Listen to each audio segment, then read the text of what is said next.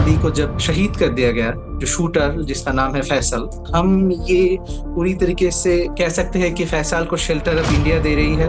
वो किसी बॉर्डर से इंडिया तक चला गया। हादी की आवाज में वो कौन से अल्फाज थे जो इंडिया को चुभे, जिसकी वजह से आपको ये लगता है कि शूटर को शेल्टर इंडिया ने दिया? बांग्लादेश में इंडिया का जो ब्लैक हैंड कहूँ, अगर कहूँ काला हाथ जो है, वो बहुत पहले से ही है। हादी को गोली मारने से 2 दिन पहले एक प्रोग्राम था हादी का, उसमें जो पोस्टर बनाया था उसपे उसने अनडिवाइडेड बंगाल को दिखाया, यानी north east of the India. Hadi की शहादत के बाद बहुत सारी खबरें हैं कि बहुत सारे और लोग जो हैं उनको भी फ़ोन कॉल्स आ रही हैं, उनको भी धमकियां दी जा रही हैं और उनको भी कहा जा रहा है कि तुम्हें खामोश करवा दिया जाएगा। है स्टूडेंट्स लीडर, उन्होंने कहा कि वो नंबर इंडियन है, कोई भी ट्विटर प्रोफाइल पे चले जाइए इंडिया की। वो लोग कह रहे हैं कि हादी के बाद तुम हो, हादी के बाद तुम हो, जैसे कि हसनत अब्दुल्ला हमारे एक स्टूडेंट लीडर हैं। मुझे लगता है इंडिया कामयाब कभी नहीं हो सकता, क्योंकि ये बुजदिली है। आप पीछे से वार कर रहे हैं, वार तो सामने से होता है। इंडिया जैसा कोई मुल्क हमारा नेबर कंट्री है, ये बांग्लादेश के लिए एक बदनसीबी है। बंगाल की आवाम पहले भी एक साथ एक जुत्थे पे थी, अब भी है, आगे भी रहेगी। बिस्मिल्लाहिर्रहमानिर्रहीम, अस्सलाम वालेकुम नाज़रीन, आप देख रहे हैं सुना पॉडकास्ट और मैं हूं यासिर रशीद। नाज़रीन, बांग्लादेश की मौजूदा सूरत हाल ये है कि उस्मान शरीफ हादी की शहादत के बाद 5 से 6 लाख का मजमा होगा जो उसकी नमाज जनाजा अदा करने के लिए पहुंचा। और वो शख्सियत था कि जिसने मुखालिफ कुव्वतों को आवाज़ दी और उसने अपनी पहचान बनाई और उसने उस सोच को उजागर करना चाहा जो एक बंगाली नौजवान के जहन के अंदर पनप रही है कि मेरा मुल्क करप्शन की दलदल में क्यों फंसा हुआ है, मेरा मुल्क तरक्की क्यों नहीं कर रहा, मेरे मुल्क के ऊपर मुसल्लत कौन है और मेरे मुल्क की इस्तेमारी ताकतें जो हैं अगर इसे आगे नहीं बढ़ाना चाहती तो आवाज कौन बुलंद करेगा। वो आवाज बना, वो इस्तारा बना, वो उम्मीद बना, वो रोशनी बना और उन ताकतों ने उसी के हलकूम को दबाने की कोशिश की, उसी को टारगेट किया। और किस लम्हे किया? जब वो मस्जिद से बाहर नमाज अदा करके निकल रहा था, उसी वक्त टारगेट किया गया और मुख्तलिफ अस्पतालों में ज़ेर इलाज रहा, सिंगापुर में ले जाया गया और वहां भी वो जामबर ना हो सका और शहादत हुई। उस शहादत के बाद उसके मुखालिफिन को शायद ये लगता था कि ये लावा थम जाएगा, ये आवाज़ें उठना बंद हो जाएंगी, ये नौजवान सड़कों पर नहीं आएंगे और इनको इसी तरीके से डराया जा सकता है, इनको पैगाम दिया जा सकता है कि जो भी उठेगा उसे दीवार से लगा दिया जाएगा या उसे चुन दिया जाएगा। लेकिन उन लोगों ने उठ के अपने आप को यह बावर करवाया है कि अब वो सोच गई, अब वो वक्त गया। अब बांग्लादेश को अगर उठाना है, बांग्लादेश को तरक्की दिलवानी है तो किसी की अम्ब्रेला के नीचे नहीं दिलवानी। अगर ताल्लुकात बनाने हैं तो बराबरी की बुनियाद पे बनाने हैं, किसी के महकूम होके नहीं बनाने। तो इसी मंजरनामे पे हम बात करेंगे। हमें ढाका यूनिवर्सिटी से एक नौजवान तालिब इल्म ने ज्वाइन किया जो इस पूरे मंजरनामे पे गहरी नजर रखते हैं, उन लोगों का हिस्सा भी हैं जो लोग वहां पे मुखालिफ आवाजें रखते हैं। उनकी एक नई सोच है, देखने का अंदाज नया है और वो ये समझते हैं कि बांग्लादेश के मामलात क्या हैं और बांग्लादेश को किस समत को गामजन होना है। हमारे साथ मौजूद हैं तसरीब इब्राहिम माहिन, जो ढाका यूनिवर्सिटी में मास्टर डिग्री के स्टूडेंट है। तसरीब, बहुत शुक्रिया आपके वक्त का। तसरीब, मेरा पहला सवाल ये है कि हादी को अगर लेके देखा जाए तो इस वक्त बंगाली अवाम के अंदर गम भी पाया जाता है, गुस्सा भी पाया जाता है और एहतियात का दामन भी अभी तक थाम के रखा हुआ है। और जिस तरीके से नमाज जनाजा का मंजरनामा था वो एक वलवला अंगेज था, रूह अंगेज था। आप क्या समझते हैं कि हादी को टारगेट करने वाले लोग कौन थे और अभी तक तहकीकात में क्या चीजें सामने आई? मैं आपकी 2 लफ्ज को लेता हूँ, एक तो है गम और एक है गुस्सा। अगर गम की बात करूँ तो ये जो 20 जुलाई रेवोल्यूशन था हमारा, वो तो नौजवानों का था और नौजवानों की जुबानों आवाजों में सबसे बुलंद तर आवाज हादी की थी। तो ये इसीलिए हम नौजवानों के लिए ये बहुत ही गम की एक बात है कि हम हमारे भाई को खो बैठे हैं, हमारे लीडर को खो बैठे हैं, ये एक बात है। और दूसरी बात है गुस्सा। गुस्से की बात असल में ये है कि हसीना की जो टाइम ड्यूरेशन थी उसकी हुकूमत के वक्त, तभी से बांग्लादेश की आवाम, नौजवान सब ये हम ठहरे बैठे थे कि हसीना ने बांग्लादेश को इंडिया के हाथों दे दिया, इंडिया की गोद में बिठा दिया है। तो वो जो एंटी इंडिया इमांसिपेशन हमारे दिल में तैयार हो रहा था, वो 2014 के आउटरीच में 24 के आउटरीच में वो आया। और उसके बाद अब हादी को जब शहीद कर दिया गया, जो शूटर जिसका नाम है फैसल, मुझे लगता है आप लोगों को मालूम है, तो फैसल अब तो बांग्लादेश में हम ये टीवी पे या फिर न्यूज़ पे तो नहीं आ रहा है कि फैसल बांग्लादेश में है या नहीं, लेकिन हम ये पूरी तरीके से कह सकते हैं कि फैसल को शेल्टर अब इंडिया दे रही है। वो किसी बॉर्डर से इंडिया चला गया, और इंडिया गवर्नमेंट तो कुछ बोल भी नहीं रही इस बारे में, और डिप्लोमेटिक कुछ सिचुएशन क्रिएट हुई है। आप लोगों ने देखा है, इंडिया बांग्लादेश एम्बेसडर को बुलाया, बांग्लादेश ने इंडिया एम्बेसडर को भी बुलाया इस तसरिब, बात ये में। बताइए और बांग्लादेश कि की क्यों नौजवान हाल लगता ही में है कि इंडिया ने टारगेट किया हादी को? यानी हादी की आवाज में वो कौन से अल्फाज थे जो इंडिया को चुभे, जिसकी वजह से आपको ये लगता है कि शूटर को शेल्टर इंडिया ने दिया? हादी हादी को गोली मारने से 2 दिन पहले एक प्रोग्राम था हादी का। वो सही। जो उसका जो फोरम है, इनकलाबी हम्म। मंच, इनकलाबी मंच। तो उन्होंने उसमें जो पोस्टर बनाया था, उस पे उसने अनडिवाइडेड बंगाल को दिखाया, हम्म। यानी पश्चिम बंगाल, बांग्लादेश, आसाम, त्रिपुरा, यानी सही। North east of the India. Hmm. तो ये तो इंडिया के लिए दरअसल की बात है कि वो तो इसको नहीं, सीधे हाथ तो ये नहीं लेंगे इस बात को। ये एक पहली पहली बात तो ये। और दूसरी बात, बांग्लादेश में इंडिया का जो, क्या कहूँ, ब्लैक हैंड कहूँ, अगर कहूँ काला हाथ जो है, वो बहुत पहले से ही है। और उसी की जो आउटरीच या फिर उसकी जो, हमारे यहाँ पर जो, व्हाट शुड आई से, वो अल्फाज मेरे मुंह से अब छूट रहे हैं। तो बात है कि आउटरीच जो पैदा हुआ था जुलाई रेवोल्यूशन के वक्त, हम्म। वो भी एंटी इंडिया ही था, क्योंकि हसीना ने, तो मैं पहले भी बोला कि एंटी इंडिया। और इंडिया हमारी यहाँ पर हर एक बात पे, किसी ना किसी दौर पे, किसी ना किसी भी मसले पे ये देखा जाता है कि कुछ अरसे बाद ये मालूम हो जाता है हमें कि इसमें इंडिया का ही हाथ है। अच्छा, एक चीज तो तसरीब इंडिया, ये बताइए कि हादी के बारे में जो मालूमात हैं वो ये है कि वो ढाका 8 से इलेक्शन भी लड़ना चाहते थे, हाँ और इसी हवाले से वो अपनी कैंपेन भी कर रहे थे, और फजर के वक्त वो अपने 2-3 दोस्तों के साथ निकलते थे, मस्जिद के बाहर लोगों से बातें करते थे, उनकी मुश्किलात सुनते थे, और अपनी कैंपेन को इस तरीके से वो चला रहे थे। तो ये ढाका हाँ, 8 का जो हलका है, इसी का चुनाव उनकी तरफ से क्यों किया गया? ढाका तो, एक तो पहली बात, ढाका बांग्लादेश का कैपिटल। दूसरी बात, वो जिस कॉन्स्टिट्यूशनली सीट से वो लड़ रहा था, ढाका 8, हम्म।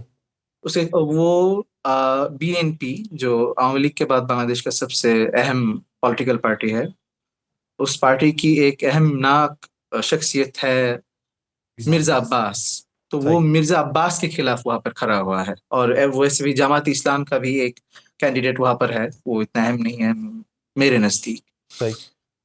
तो उस नजरियत से ये भी बोला जा सकता है कि बीएनपी का कोई हाथ यहाँ पर है या नहीं, पहली बात। और दूसरी बात ये है कि बीएनपी जो लास्ट उन्होंने अपना स्टेटमेंट दिया है, वो खुद भी हादी के इस किलिंग के खिलाफ है, उसकी शहादत के, कि इसका अ, एक तहकीकात होना चाहिए।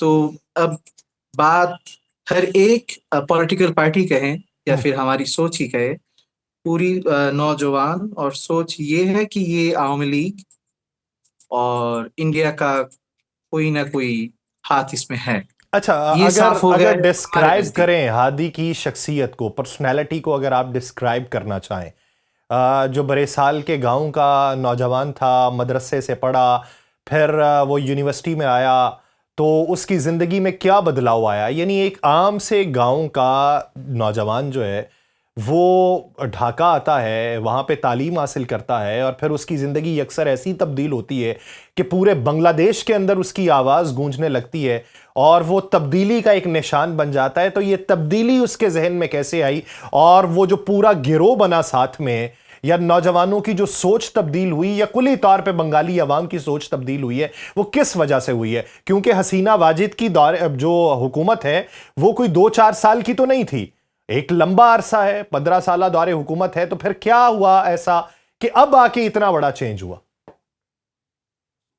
देखिए, हादी की अगर पर्सनालिटी के बारे में मैं कहूँ, तो पहली बात, इस बर्रे सगीर में बांग्लादेश कहूँ, इंडिया को, पाकिस्तान को, पूरा कौम की 70 या फिर 80% लोग तो पॉलिटिकली किसी ना किसी तरह से एंगेज होता ही है। हम्म। ये एक बात है। दूसरी सही। बात, अहम पोजीशन यहाँ पर ढाका यूनिवर्सिटी का है। हम्म, आप पार्टीशन से पहले लेकर अब तक बांग्लादेश का कोई भी मौजू हो, उसमें ढाका यूनिवर्सिटी एक बहुत बड़ा हिस्सा रखता है। हम्म, और हादी इसी इंस्टीट्यूशन का एक स्टूडेंट था। ये एक बात है कि पॉलिटिकली एक आवाज यहाँ से बुलंद हुई। ठीक। ढाका यूनिवर्सिटी की अक्सरियत स्टूडेंट पॉलिटिकली, सोशली, कल्चरली, जो जैसी भी मैं कहूँ, वो अ, इससे वाकिफ है और अपना आवाज किसी ना किसी तरह वो लोगों तक पहुंचाने की कोशिश तो करता है। जुलाई रेवोल्यूशन के वक्त जितने भी स्टूडेंट्स लीडर सामने आए, उनमें से एक हादी था। बहुत से थे, और फिर मुख्तलिफ पॉलिटिकल पार्टीज में हर एक ने अपना अपना हिस्सा बना लिया। एनसीपी का हूँ, जमात इस्लामी का स्टूडेंट शिविर का हूँ, पीएनपी का छात्र दल है। हर एक ने उस वक्त जुलाई रेवोल्यूशन के वक्त एंटी आवामी लीग की जो नजरियत के साथ सामने आया, हम्म, और उसके बाद फिर पॉलिटिकल एक एम्फेसाइज क्रिएट हुआ। ये एक बात है। और दूसरी बात अगर कहूँ, हादी की जो असल शख्सियत है, उसमें हमारी जो कौमी शायर थे काजी नजरुल इस्लाम, हम्म, जिनको बागी शायर, इनकलाबी शायर कहा जाता है, हम्म। उनका एक बहुत बड़ा असर उस पे है, हादी पे था। अच्छा, तो अब हादी की शहादत के बाद बहुत सारी खबरें हैं कि बहुत सारे और लोग जो हैं उनको भी फ़ोन कॉल्स आ रही हैं, उनको भी धमकियां दी जा रही हैं और उनको भी कहा जा रहा है कि तुम्हें खामोश करवा दिया जाएगा। तो क्या अब तक ये पता चल सका कि वो जो फ़ोन कॉल्स हादी को आती थी वो कहाँ से आ रही थी? अब जो लोगों को आ रही हैं वो कहाँ से आ रही हैं? जिन लोगों को फोन कॉल्स आ रहा है, वो तो अब अपनी अपनी बात बोल रहे हैं कि उन्हें लगता है। तो अब हमें वो क्या बोल रहे हैं, वही हमें देखना पड़ेगा। तो बहुत से है स्टूडेंट्स लीडर, उन्होंने कहा कि वो नंबर इंडियन है। हम्म, ये एक बात है। और दूसरी बात ये है कि आप अगर इंडिया की कोई भी ट्विटर ट्विटर प्रोफाइल पे चले जाइए इंडिया की, तो हम तो देख रहे हैं, हम कि वो लोग कह रहे हैं कि हादी के बाद तुम हो, हादी के बाद तुम हो। जैसे कि हसनत अब्दुल्ला हमारे एक स्टूडेंट लीडर हैं, हम्म, एनसीपी के पार्ट है वो। हम्म। तो ये तो अब क्या कहूँ, इंडिया तो अब एक तो है कि आप उसे सीरियल खून कर शूट करना चाह रहे हैं। तो कुछ अच्छा, कहा आपने?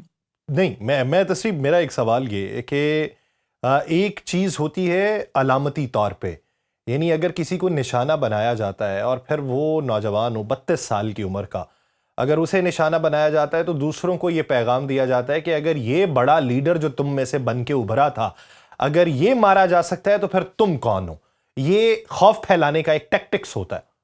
अगर आप हाँ, देखें रॉ की पूरी दुनिया के अंदर जो कार्रवाइयां हैं टारगेट किलिंग के हवाले से, चाहे वो कनाडा के अंदर हों, चाहे यूएसए के अंदर हों, चाहे यूरोप के अंदर हों, चाहे पाकिस्तान के अंदर बहुत सारे लोगों को टारगेट किया हो, उनका तरीका वारदात एक तरह का होता है और दूसरा ये पैगाम देना होता है कि हम सरहद पार भी अगर हमारा कोई मुखालिफ है तो हम उसको निशाना बना सकते हैं। तो क्या वो अपने पैगाम में कामयाब हुआ है भारत? अगर आपकी नज़र में भारत इसमें मुलव्वस है, और दूसरा ये कि अगर वो कामयाब नहीं हुआ तो नाकामी फिर कैसे हुई उसकी? देखिए, कामयाबी या नाकामयाबी की बात तब आएगी जब ये खून खराबा का सिलसिला और भी आगे जाएगा। हम्म, ये एक बात है। हम्म, और दूसरी बात यह है कि मुझे लगता है इंडिया कामयाब कभी नहीं हो सकता, क्योंकि ये बुजदिली है। आप पीछे से वार कर रहे हैं, वार तो सामने से होता है। पहली बात ये। और दूसरी बात, बंगाल की नौजवान, बंगाल की आवाम पहले भी एक साथ एक जुत्थे पे थी, अब भी है, आगे भी रहेगी। और बांग्लादेश की अब जो पॉलिटिकल स्टैंड्स है, वो पॉलिटिकल जो भी अहम पॉलिटिकल पार्टी अगर मैं पकड़ लूं, एनसीपी का जो हाल ही में उभरा हम्म, जुलाई रेवोल्यूशन के बाद, बीएनपी जो पहले से ही था, और अब तीसरा नाम जो सामने आया, जमात इस्लामी। सही। तो तीनों ही अपने अपने अंदाज पे एंटी इंडिया और एंटी आवाम लीग की नजरियात के साथ ही पॉलिटिक्स की जो कैंपेन, अगर मैं कहूँ इलेक्शन कैंपेन, वो कर रही है। हम्म, हाँ, ये एक बात है कि अपनी खुद की जो पॉलिटिकल फिक्र है, वो अलहदा बात है, लेकिन सही। आवाम को कैच करने के लिए वो लोग यही कर रहे हैं। एंटी आवाम लीग और एंटी इंडिया अच्छा, इमेंसिपेशन को यानी क्रिएट कर हर रहे हैं। जमात का अपना अपना तो मंशूर उस होता है, अपने अपने अजायम होते हैं, अपने अपने गोल होते हैं, हाँ, हर जमात के अपने होते लेकिन हैं। लेकिन लेकिन आप इन ये दो कह बात रहे हैं पे कि कुली इन दो तौर के बात पे ऊपर बांग्लादेश सबकी का पूरा कंपेन के आवाम एक अंदर। साथ है कि एंटी इंडिया, यानी इंडिया हम्म, इतने दिनों से यहाँ के आवाम को जैसे भी करे, इकोनॉमिकली कहें, सोशली कहें, आप एक बात बस आसान तरीके से देख लीजिए कि दुनिया में कहीं भी आप ये नहीं देखें कि बॉर्डर किलिंग इतना ज्यादा होता है जितना बांग्लादेश में होता है। बांग्लादेश और इंडिया का बॉर्डर किलिंग, इंडिया पंछियों की तरह हमारे यहाँ के बॉर्डर की आवाम गरीब किसानों को मार रहा है। ये एक बात है। दूसरी बात, फाइनेंशियली तो वो अगर चाहे तो बांग्लादेश के अंदर से ट्रांजिट हाल ही में लेना चाह रहा था हसीना के वक्त, तो हम्म, तब आउटरीच हुआ और वो बंद हो गया। तो ये बांग्लादेश की नजर से आप साफ देख सकते हैं कि बांग्लादेश की आवाम पहले से हसीना के वक्त से ही हसीना के खिलाफ, यानी एंटी इंडिया जो नजरिया थे उसके खिलाफ था, उसके हामी था, एंटी इंडिया नजरियात रखता था। और फिर बात तो हम एंटी आवाम लीग। अच्छा और हाँ, चले आवाम लीग की तसरीप, एक एक बात एक अगर मैं चीज कहूँ, हसीना बताइए, की एक पार्टी बात जो है, बताइए तो कि वो बांग्लादेश का एक बहुत अहम पार्टी था। तसरीप, बहुत आपको सारे लोग आवाज आ इसके रही है मेरी? साथ। आपको हेलो। मेरी आवाज आ रही है तसरीप? तस मैं आपकी जी हेलो। तसरीप, ये बताइए कि इस इनकलाब के बाद जो अवामी लीग है उसके लोग तो वहां पर मौजूद होंगे बांग्लादेश में, चले कुछ भाग गए, हाँ, कुछ वहां के अंदर मौजूद होंगे, तो क्या ज्यादातर रह वो गए। भी अपनी वफादारियां तब्दील करके दीगर जमातों में शामिल हो रहे हैं, या फिर वो एक नजरिया तो अभी भी बांग्लादेश के अंदर मौजूद होगा ना, सेकुलरिज्म का, कम्युनिज्म का, यानी इस्लामाइजेशन अगर देखी जाए तो वो एक नजरिया अलग से है, तो उनका नजरिया भी तो अभी भारत की तरफ रुजू करने का होगा, उनका क्या बनेगा? वो यहाँ पर कौन आवामी लीग कर रहा था, आवामी लीग का सपोर्टर, वो तो हम खुद जानते हैं। हम्म, तो छुप गए या फिर इंडिया भाग गए, ज्यादातर तो बांग्लादेश में रह गए हैं। तो उन लोगों का नजरिया तो हादी का जो फीलिंग है वो उनको पॉलिटिकली दूसरी ओर मोड़ दे रहे हैं। हम्म। आवामी लीग कह रहा है कि ये तो खुद खुद उन्होंने प्लान किया था, यानी इनकलाब मंच ने खुद प्लान किया बीएनपी के खिलाफ। ये एक नजरिया है जो यानी यानी अब खुद आवामी लीग प्लान यहाँ पर करके, प्रोपागेंडा यानी चला रहा है। ये घटिया इल्जाम के खुद प्लान करके अपने मेन लीडर को टारगेट करवाया जाए उसके खिलाफ। यही प्रोपागेंडा वो चला रहे हैं। और लेकिन सामने वो कुछ नहीं बोल सकते, फेसबुक पे लिख रहे हैं, हम हम्म। देख रहे हैं, हम फेसबुक पे ही। और ये लोग तो छुपे बैठे हैं, कहाँ से यहाँ पर इन लोगों को ढूंढा। हाल ही में मुझे पता चला 2 लोगों को उन्होंने गिरफ्तार किया है ऐसे प्रोपागेंडा फैलाने के लिए। सही। तो मेरा मेरा सवाल तसरीफ वही है कि जो एंटी इंडिया सोच है, आपकी होगी, नौजवान नस्ल की होगी, अब नई जमातों की भी होगी, क्योंकि एक नैरेटिव पूरे मुल्क के अंदर मौजूद है, तो हाँ, कितनी। ये नैरेटिव है। अब कोई पॉलिटिकल पार्टी इसको अपना हथियार हथियार बना रहा है कि नहीं, कि जब वो पावर में आ जाएंगे, हुकूमत में आ जाएंगे, तब अगर वही इंडिया का ही ढोल वो बजाते रहे तो फिर तो अब क्या कहें।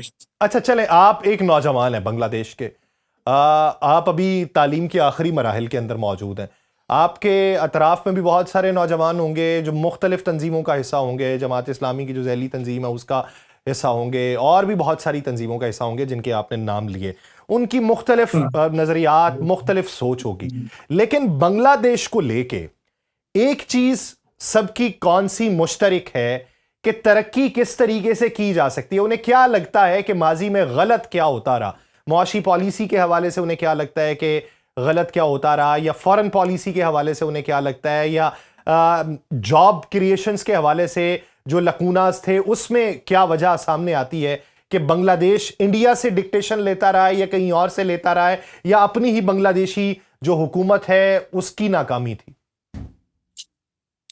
देखिए, जॉब के बारे में अगर मैं कहूँ तो हसीना के वक्त में बांग्लादेश में कुल 5 से 6 लाख इंडियंस यहाँ पर काम कर रहे थे, जहां पर बांग्लादेश की आ,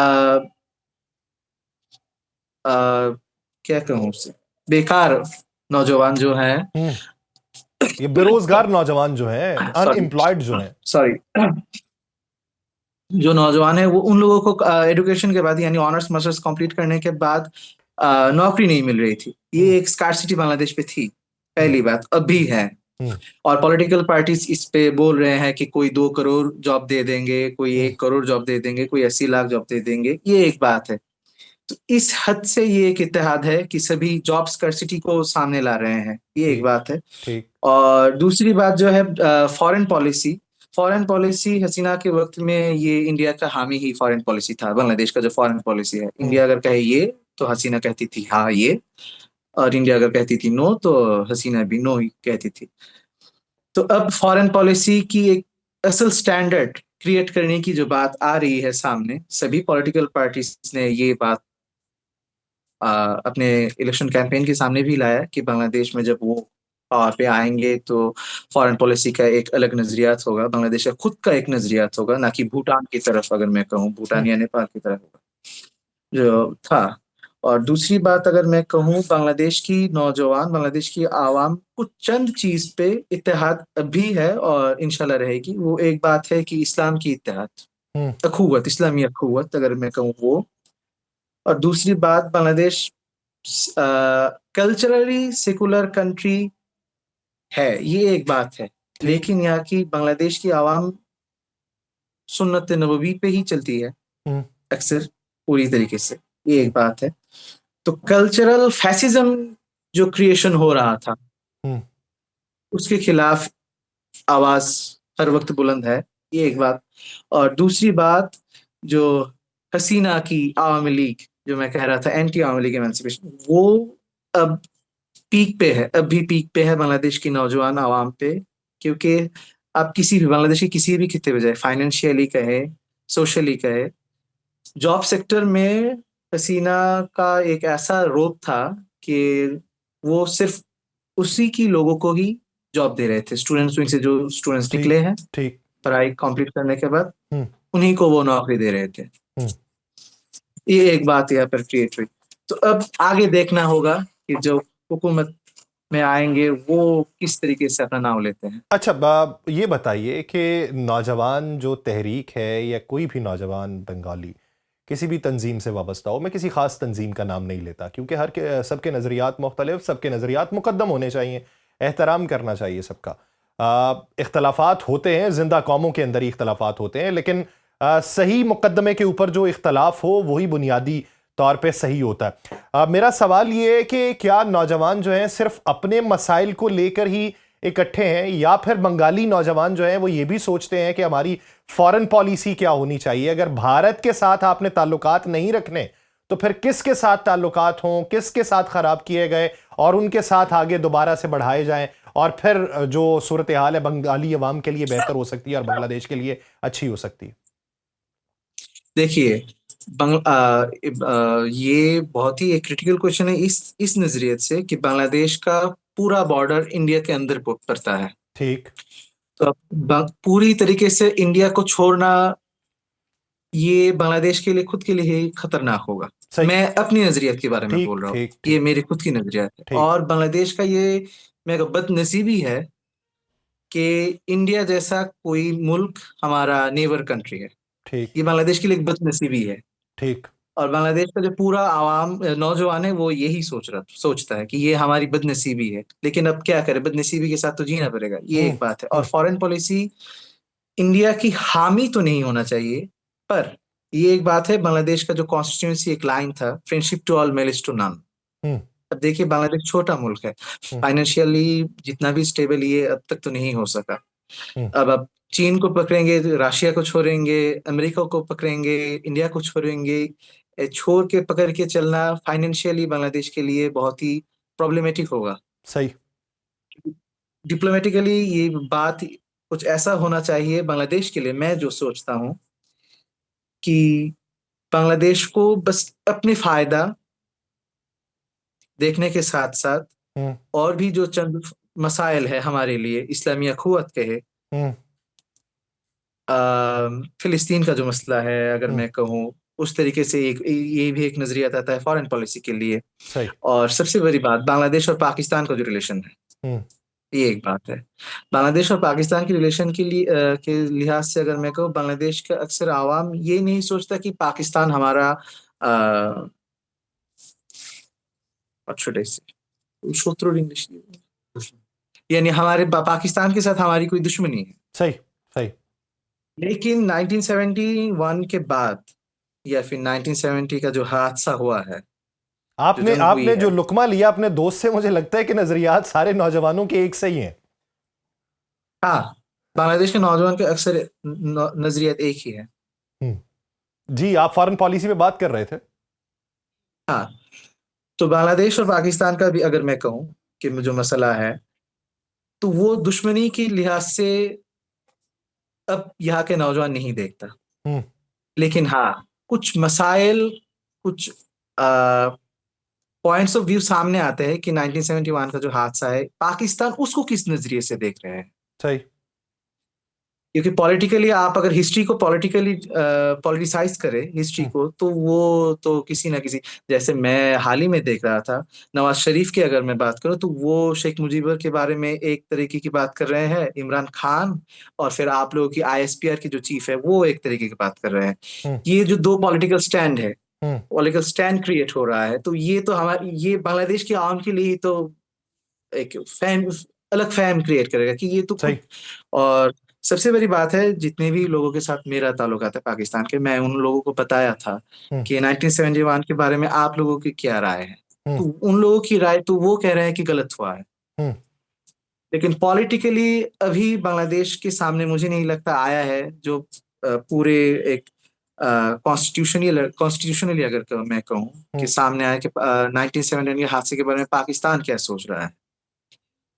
तो अगर पाकिस्तान। वो सामने आ जाए, हम्म। पाकिस्तान अगर अपना जगह पूरी तरीके से क्लियर कर दे, तो बांग्लादेश और पाकिस्तान का जो फॉरेन पॉलिसी है, फ्रेंडशिप में अगर कहूँ, जो इंशाल्लाह होगा, हम तो ये समझते अगर हैं वो, कि हमारा ही हिस्सा था और इस हिस्से को तोड़ने के लिए भारत ने उसके अंदर दरार डाली है। और बहुत सारे लोग जो हैं वो भारत की वजह से गलत फहमी का शिकार हुए, जिसकी वजह से हमें अलहदगी देखना पड़ी। लेकिन माजी की देखिए, अगर गलतियां किसी की हैं, दुख हैं, तो वो मिटा के बराबरी की सतह पे चल तो सकते हैं। हाँ वो है, लेकिन एक बात है, इंडिया की दखलंदाजी 1971 की जंग में हो या ना हो, वो हम्म। दूसरी बात है। लेकिन जंग का जो असबाब है, हम्म। वो तो 26 साल का जो हुक्मरानी एक टाइम पीरियड था, वो उसे, उसकी ही आउटरीच है ना। अब हसीना के खिलाफ अगर हम लड़ाई किए हैं 24 में, तो हम्म। वो पिछले 18 साल की जिद्दोजहद थी हमारी, सही। या फिर वो जो आउटरीच क्रिएट हुआ, तो हम्म। 1971 भी पिछली 26 साल की एक बात थी। हम्म। 1947 48 से लेकर 1970 के इलेक्शन तक। तो वो वही हालात मुझे लगता है 1971 को क्रिएट किया। और फिर इंडिया तो है यहाँ पर बीच में, इंडिया तो है अपने बायां हाथ घुसाने के लिए, तो इंडिया तो खुद है यहाँ पर। ये एक यानी बात है। गलत फहमियां थी जो जैसे पैदा कि हुई हमारी, और उसका फायदा दुश्मन ने जी, उठा लिया, और यूं जो है वो अलहदगी देखना पड़ी। और वही तसलसल अगर आज दिखाई देता है तो उसमें वो गलत फहमियां भी दूर होनी चाहिए, और माजी के जो रिश्ते हैं वो तो मिटाए नहीं जा सकते। और फिर जब हमारी बुनियाद ही एक असास के ऊपर हो, और वो असास ही इस्लाम हो, और हम उसी की अखुवत की बात करें, तो फिर आगे बढ़ने के लिए दो तरफा मफादात पे बात हो सकती है। मेरा एक आखिरी सवाल तनसिब के, आप क्या समझते हैं कि जब नए इलेक्शन हो जाएंगे तो इन इलेक्शन का नतीजा क्या रहेगा, और इसके बाद वो जो उम्मीदें नौजवानों ने लगा रखी हैं वो किस हद तक पूरी हो सकती हैं?